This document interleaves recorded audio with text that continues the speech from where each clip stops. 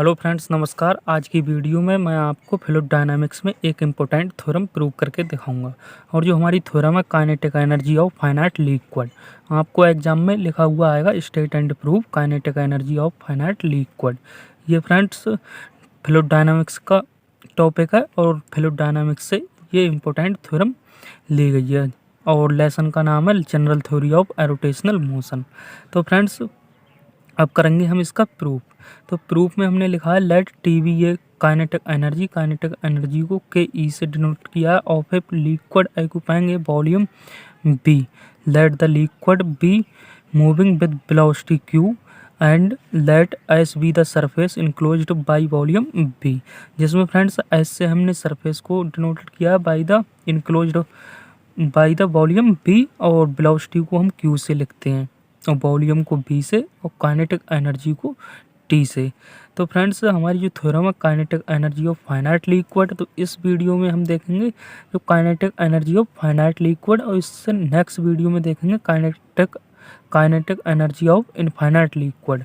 तो फ्रेंड्स अभी तक आपने चैनल को सब्सक्राइब नहीं किया तो सब्सक्राइब कर लीजिए, क्योंकि फ्रेंड्स इस चैनल पर आपको कंप्लीट फ्लूइड डायनामिक्स और इसके साथ साथ आपको ऑपरेशन रिसर्च, कॉम्प्लेक्स एनालिसिस बहुत सारे पेपर देखने को मिल जाएंगे। आप चैनल की प्लेलिस्ट में जाकर देख सकते हैं। तो फ्रेंड्स अब हम कर रहे हैं इसका प्रूफ। तो काइनेटिक एनर्जी को हम टी से लिखेंगे। तो T equal to kinetic energy होती क्या है, तो इंटीग्रल बी से हम वॉल्यूम को डिनोट करते हैं, तो 1/2 रो डी वी और क्यू स्क्वायर। ये फ्रेंड्स काइनेटिक एनर्जी होती है। इसे हम और सिंप्लीफाई करके लिख सकते हैं इंटीग्रल बी 1/2 रो हम पहले लिख लेंगे और क्यू स्क्वायर डी वी, यानी कि जो काइनेटिक एनर्जी होती है 1/2 rho integral B Q square D V. तो इस प्रकार से ये हमारी काइनेटिक एनर्जी होती है। और फ्रेंड्स हम जानते हैं जब मोशन एरोटेशनल होता है तो क्यू इक्वल टू माइनस का ग्रेडियंट फाई होता है, ये मैं बता ही चुका हूँ। तो यहाँ लिखेंगे लेट द मोशन बी एरोटेशनल।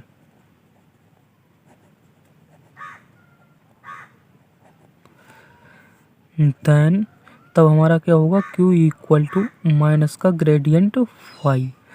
जब मोशन रोटेशनल होता है तो क्यू इक्वल टू माइनस का ग्रेडियंट फाई लिखते हैं। और इक्वेशन ऑफ कॉन्टिन्यूटी क्या होती है, gradient dot Q equal to 0। तो यहाँ लिखेंगे equation of continuity is gradient dot Q equal to 0।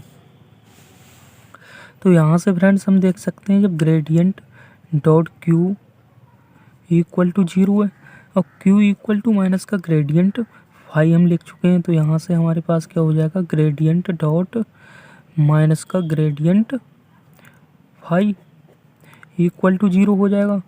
या इसे इस प्रकार से लिख सकते हैं माइनस का gradient square phi equal to 0 या फिर ग्रेडियंट स्क्वायर फाई। अब क्या करेंगे, हम इस वैल्यू को उठाकर जो kinetic energy T equal to हमने लिखा है वहाँ पुट कर देंगे। टी इक्वल टू हमारा क्या था, 1/2 rho integral B Q square D V. यहाँ हम पुट कर देंगे क्यू की वैल्यू।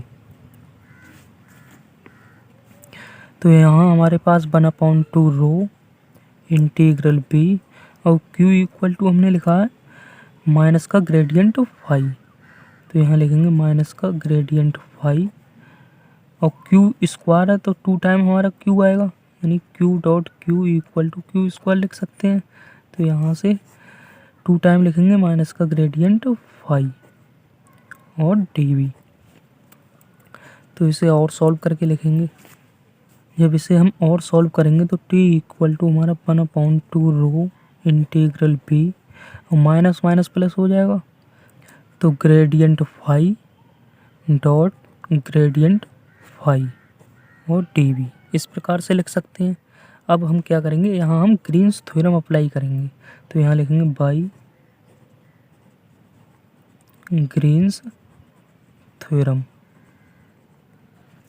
और ग्रीन्स थ्योरम क्या होती है फ्रेंड्स, यहाँ मैं लिख कर बताता हूँ। Integral V gradient phi dot gradient psi d V equal to integral S, या एस से हमने सरफेस को डिनोट किया है, और phi del psi upon del N D S minus का इंटीग्रल बी फाई और gradient square psi d we.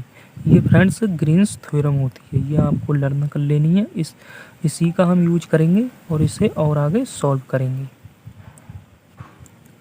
और बिहार करके लिखेंगे friends. Phi and psi continuous differentiable scalar point function, जहाँ फ्रेंड्स फाई और साई हमारे continuous differentiable scalar point function होंगे, तो इसी का हम यूज करेंगे। तो यहाँ हमारे पास क्या हो जाएगा, टी इक्वल टू, यहाँ देखेंगे फाई और साई, और यहाँ हमारे पास केवल फाई है, तो यहाँ हमारे पास क्या हो जाएगा 1/2 रो और integral S phi del phi upon del n और डी एस, और माइनस का इंटीग्रल बी फाई और ग्रेडियंट स्क्वायर फाई और d V by Green's theorem. तब देखेंगे फ्रेंड्स यहाँ तक हमने सॉल्व कर लिया था, ये हमारे पास ग्रीन्स थ्योरम अप्लाई होने के बाद आया है। अब यहाँ हम वैल्यू पुट करेंगे, तो रिटर्न प्लाइज करके हमारे पास T equal to 1/2 rho integral S phi और del phi upon del N D S और माइनस का 1/2 रो, और ये फ्रेंड्स देखेंगे gradient square phi equal to हमने वैल्यू फाइंड की थी तो हमारा 0 आया था, तो ये हमारा पूरा टर्म 0 हो जाएगा। तो इस प्रकार से ये वाला टर्म हमारा 0 हो गया।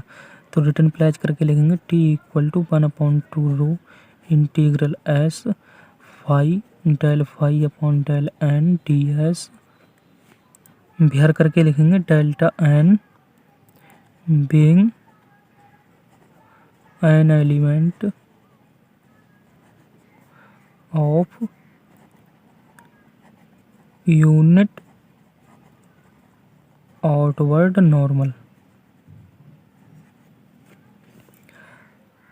If n be a unit inward normal, then for simply connected domain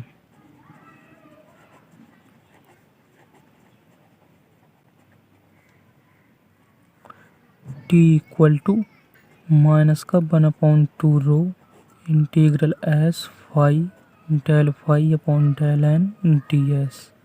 तो इस प्रकार से फ्रेंड्स इस थ्योरम का ये हमारा प्रूफ हो गया, T equal to 1/2 rho integral S phi del psi upon del phi upon del N D S, जहाँ फ्रेंड्स हमने लिखा है delta N being an element of unit outward normal if N यदि N be a unit inward normal then for simply connected domain T equal to minus का 1/2 rho integral S phi del phi upon del N D S.